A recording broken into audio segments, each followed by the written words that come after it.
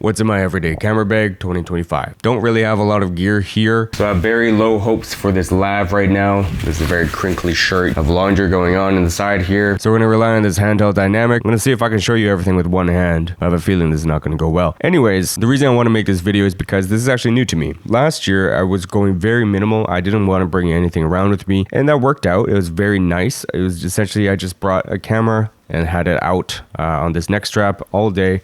And then in my pocket, I had this little Insta360 Go 3. It was good on the photo side, but on the video side of things, I never really quite figured out how I want to translate that into YouTube videos. Thought POV photography would be a thing that made sense, but editing those videos is actually a lot tougher than it looks, and especially difficult to make interesting. Not that this video is going to be any better, but you know what I mean. But essentially, I wanted to change things up. So this year, I'm going to bring a little bit more around with me so I can capture just a little bit more. So let's look at the first one.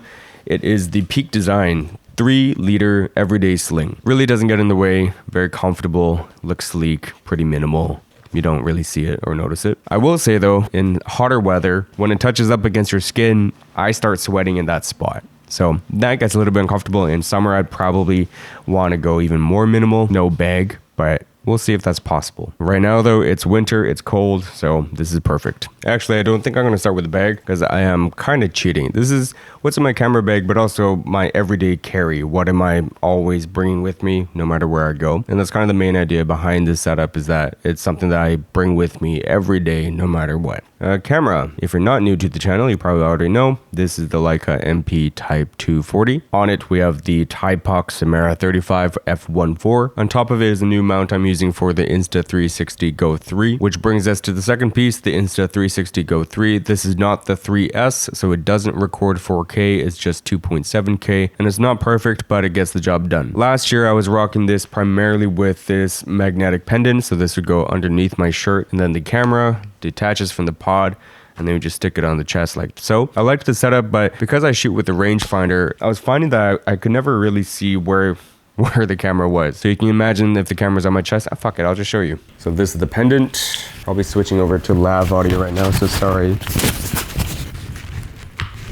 Pendant and camera, magnet. Now, whenever I see a POV photography video, they're usually shooting with the back screen. So it actually works out with this kind of chest level angle, and you can get it higher up if you want as well. I just, for the sake of demonstration, is this low. So if you're shooting with any other mirrorless camera, you're probably gonna be around chest level or whatever. You can see the screen. With the rangefinder, if it's going up to your eye, this isn't really gonna capture anything. Now, I noticed that that wasn't working out exactly the way I wanted it to. So I had another option, and I can't find that other option. Basically, it was another mount for the Insta360 Go 3 pod capsule, but the problem with that one, it was a little bit of a taller mount and you couldn't tilt it down, so you can't really see the lens. So you can see what the camera is looking at relatively, but I didn't really love the footage. I kind of wanted to see a little bit of the lens at least, or the camera in frame. So this year we have two options. I'm trying out this second one just because it's a little bit smaller. I'm gonna see if Nikon autofocus. Oh wait, maybe it's because I've set it up to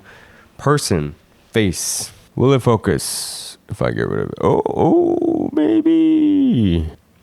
You know what? I'm not gonna even try to fight the autofocus. All right, so these are the two mounts. This is from INIU rig. It's just a little bit big on the Leica. Because this base is actually so big, when it's on, it does cover the shutter a little bit, especially when this mount goes on top of it, so you can kind of imagine. Just a little bit harder to see the shutter dial, but it is nicely built and it works well. This one actually came with something we're going to talk about later, cage for the Pocket 3. A little bit smaller, so again, I've been trying this one out, and I like it.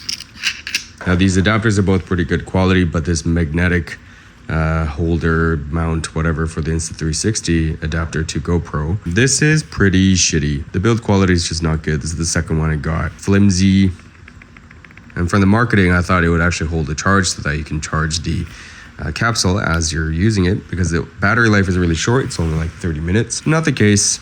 It's just pass through, which I guess could be useful, but to me, it hasn't been so far. Anyways, that is the mount. The nice thing about this is I can angle it a little bit lower than 90 degrees so that I can show the top of this lens at the very least. So like last year, this is pretty much going to live around my neck. I do want to look into other options, like maybe a capture clip, because it does swing around a lot being on a neck strap. But for now, that's what we're rocking. The second thing that sometimes I'll put into the bag, finding that I often put this in my pocket instead, especially in this colder weather and heavier jackets with bigger pockets. This has just been living inside one of those. This is the camera that everybody seems to have, the DJI Osmo Pocket 3. And on it is a cage by Neewer for the Pocket 3, and it adds some functionality such as the GoPro mount and the back, as well as the front, which is actually a really nice detail, because if you mount it and you can't see the screen, that's annoying. Some 1/4-inch holes on the side as well, and then a cold shoe mount, which I feel like is a little bit oversized, or the DJI Mic 2 cold shoe may be undersized. I do know that it's a little bit loose when I put it into that cold shoe. Speaking of which, with the DJI Mic 2, so I got the creator combo. So it comes with the 2 sizes of these battery packs. This is the smaller one, comes with a little tripod thing, and obviously the mic as well. The reason I got this one is, again, trying to get more videos. I'm still getting used to it.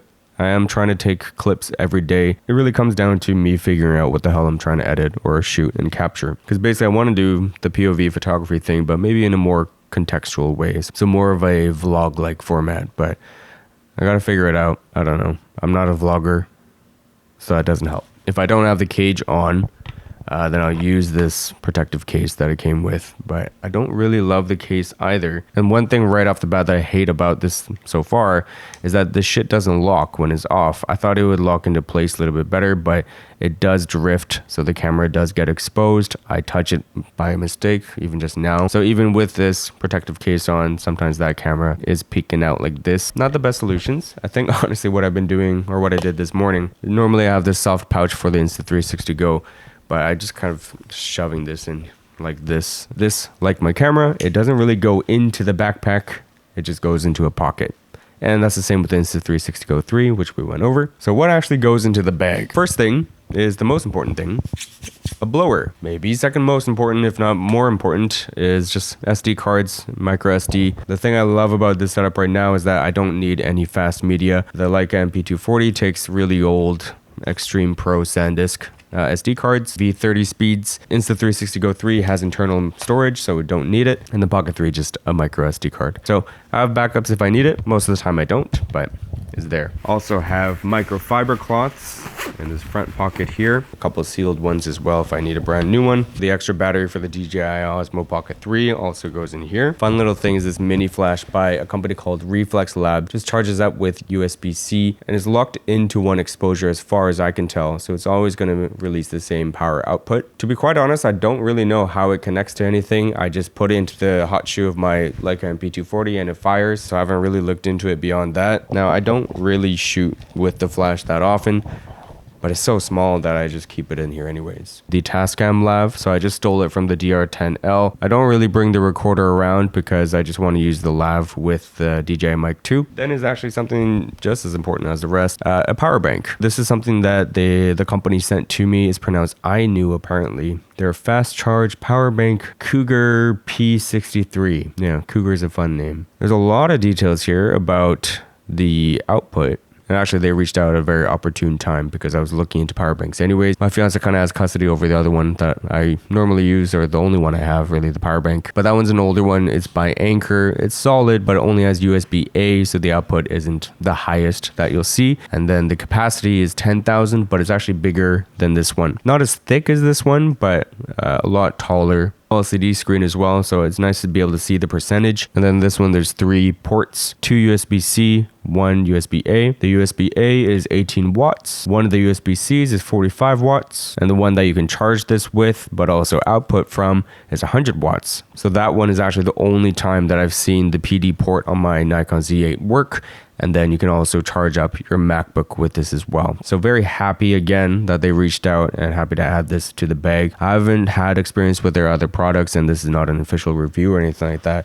But I mean, they seem to have a good track record, and I actually even ended up buying 2 more of their PD USB-C cables because I didn't have any. Comes in this cute little pouch, so that goes into the bag. And you can actually charge 3 devices at the same time. And I noticed with my stuff, with the Insta360 Go 3, the Osmo Pocket 3, and the DJI Mic 2, as well as that mini flash, all of it's USB-C. And I can charge 3 of them at the same time with this one power bank inside the bag. So that's the last piece here. It's just a little bag with USB-C cables coiled up to align with the ports. 2 of them are USB-C to USB-C, and the last one is USB-C to USB-C. USB-A. And the compact nature of everything really works out. I just have all three things connected and charging at the same time if I'm not using it. So for example, if I'm using the capsule on my camera, then I can be charging up this thing inside of the camera bag. And at the same time, I can be charging up the other battery pack for the Pocket 3 that I'm not using. And that's it. There's not a lot of stuff, I think. It's not completely full, and that's great because then I can throw in the Pocket if I need to, or the Insta360 Go 3. I can also add maybe other things, like I have this neck mount from Neewer with a GoPro mount attachment. So I might test that out with the Pocket as well. Nice and compact, not too heavy, and has everything that I really need, and I have power for days. Now, if I ever want to bring around an iPad for either editing or writing, things of that nature, then I'll use this Mindshift, what is it called? PhotoCross 13. This is a really nice sling bag. I bought it used. It's a sister company, I think, to Think Tank, and that's my main camera backpack that I've used for 7 years now, if not longer. I think their products are made to last. Cushion strap is very comfortable. Again, in the summer, kind of annoying, but in colder weather like this, it's great. I also really like how it hugs your body, so it doesn't swing around everywhere. Now this would just carry the exact same stuff that we covered. It's just now I'm adding in a little Bluetooth keyboard. If I don't have the space, then I'll forego this. But this is a Logitech MX Keys Mini for Mac. And then I would just have the iPad Pro. This is the M4 13-inch with the Apple Pen and ESR, I think, a brand off of Amazon for the case. But yeah, basically that would slot in, and then everything else I can just fit it into the pockets here. And yeah, that should be everything. So if you have any questions, let me know. Hopefully you got, I don't know, some ideas for your own everyday carry if you want. Highly recommend all the things that I mentioned in this video though. These are things that have worked for me for the past little bit. And have a wonderful day. Bye.